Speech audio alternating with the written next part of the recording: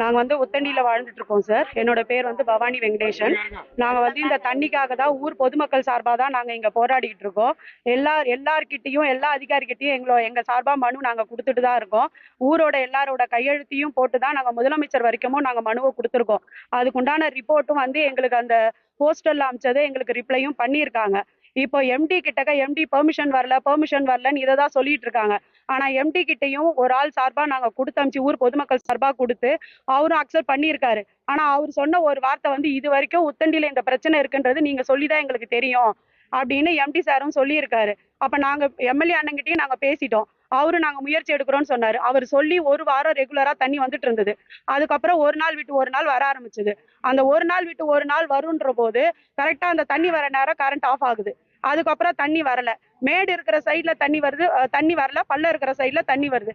அப்ப மேல இருக்கவங்க எப்படி அந்த தண்ணியை எடுத்துப்பாங்க? அதுக்காண்டான கோரிக்கையை நாங்க வச்சோம். அதுக்கப்புறம் திரும்பவும் நாங்க என்ன பண்ணோம், திரும்பவும் எம்எல்ஏ அண்ணங்கிட்ட நாங்க போனோம் ஒரு 2-3 நாளைக்கு முன்னாடி. அவர்கிட்டயும் நாங்க பேசணும். அப்ப வந்து அந்த தண்ணி அதிகாரி அவங்க ரேகா மேடம்ங்கிறவங்க சார் வந்து கால் பண்ணி பேசினாரு. ஸ்பீக்கர் ஆன் பண்ணி தான் பேசினாரு.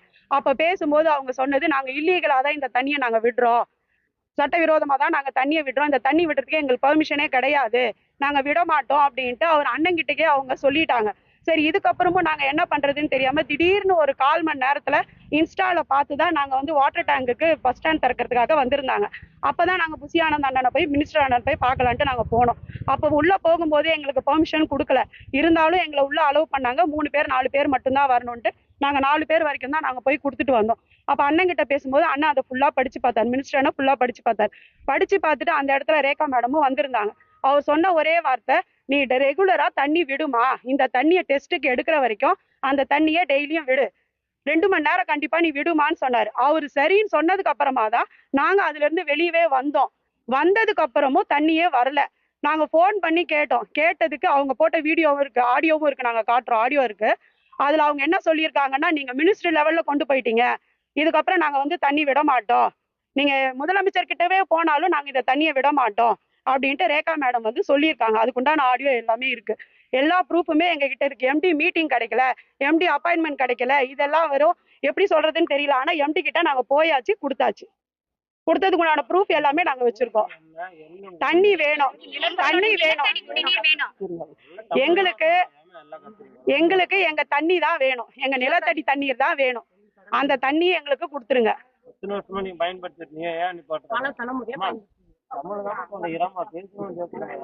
பல தலைமுறையா இந்த தண்ணியை தான் யூஸ் பண்ணிட்டு இருக்கோம். காலங்காலமா இந்த தண்ணியை தான் எல்லாருமே குடிச்சிட்டு இருக்கோமே.